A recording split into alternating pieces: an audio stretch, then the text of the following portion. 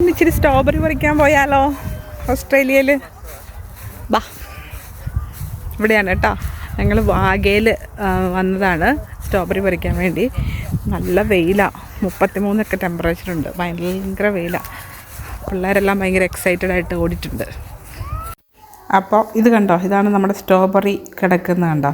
അപ്പോൾ ഇവിടെ എന്നാന്ന് വെച്ചാൽ നമ്മൾ ആദ്യം കയറുന്നതിന് മുമ്പ് ഒരു എൻട്രി ഫീസ് ഉണ്ട്. നമ്മുടെ ഫാമിലിക്ക്, ഹോൾ ഫാമിലിക്ക് പേ ചെയ്യാം.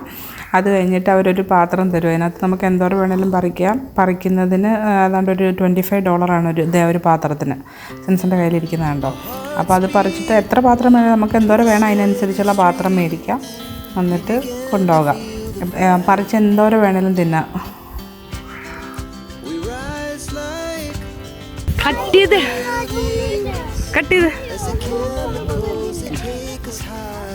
ഓ, ഇത് നല്ല എന്തൊരു റെഡാണെന്ന് നോക്കിയേ, നല്ല ഷൈനി റെഡ്. ആ സിൻസ തിന്നണേലൊരു പരിധിയില്ലേ, മതി. ഫ്രീ ആണെന്നും പറഞ്ഞ് ഈ ചേട്ടൻ നോൺ വെജിന്റെ ടേസ്റ്റും കിട്ടിക്കഴിഞ്ഞപ്പോഴേക്കും പിന്നെ തട്ടാണ്. കിട്ടണ്ട കണ്ടോ, ഒരു നമുക്ക് പറഞ്ഞു തന്നായിരുന്നേ എങ്ങനെയാണ് കട്ട് ചെയ്യുന്നതെന്നൊക്കെ. സ്ട്രോബെറിയുടെ ഇതിൽ പിടിച്ചിട്ട് വേറെ പൂ കട്ട് ചെയ്യരുത്, ക്ലോസ് ആയിട്ട് അതിൻ്റെ എഡ്ജിൽ കട്ട് ചെയ്യരുത്. അപ്പം ഇങ്ങനെ കട്ട് ചെയ്തെടുക്കണം എന്ന് കണ്ടോ. ഞാൻ കട്ട് ചെയ്തെടുത്ത് എൻ്റെ സ്ട്രോബെറി ഈച്ചയുണ്ട് കേട്ടോ, ഈച്ച തിന്നാളാ.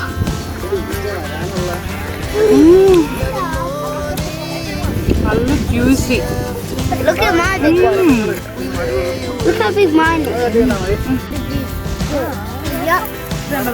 നമുക്കിവിടുന്ന് പാത്രം തന്നിട്ടുണ്ട് പറിക്കാനേ. നമ്മൾ ആ പാത്രത്തിനകത്ത്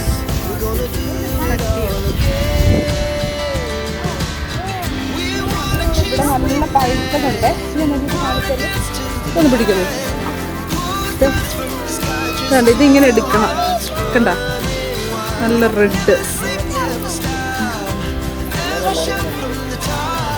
കണ്ട. ഇങ്ങനെ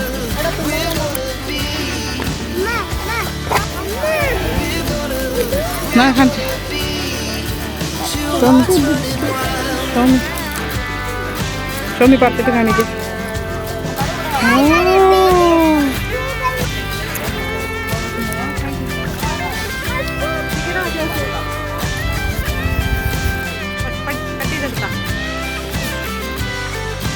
ഇവിടെ ഇരുന്ന് കട്ട് ചെയ്യുന്ന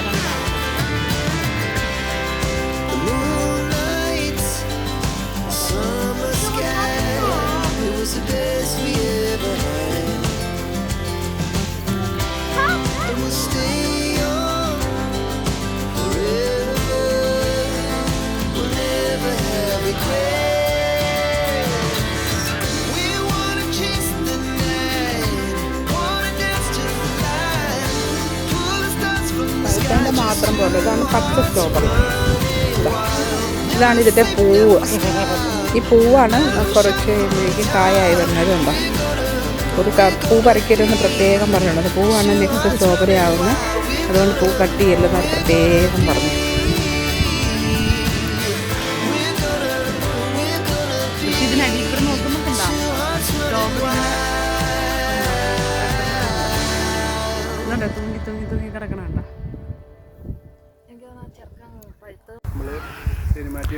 ഇത് കണ്ടോ, ഈ സ്ട്രോബെറി ഉണ്ടോ ഈ സൈഡിൽ, ഈ സെക്ഷൻ അവർ ക്ലോസ് ചെയ്ത് വെച്ചേക്കുവാണ് കയറും കൊണ്ട് കെട്ടിക്കട്ടെ. അതെന്താന്ന് വെച്ചാൽ അവർ പറഞ്ഞ് അവർ തണുപ്പ്, ഒരിടയ്ക്ക് കുറച്ച് തണുപ്പ് കൂടുതൽ വന്നപ്പോഴേക്കും ഈ ഭാഗം ഉണങ്ങിപ്പോയെന്ന്. തണുപ്പ് അടിച്ചിട്ടേ കണ്ടോ, ഇവിടുത്തെ കണ്ടോ നല്ല പച്ചയായിട്ടിരിക്കുന്നത്. ഇത് കണ്ടോ,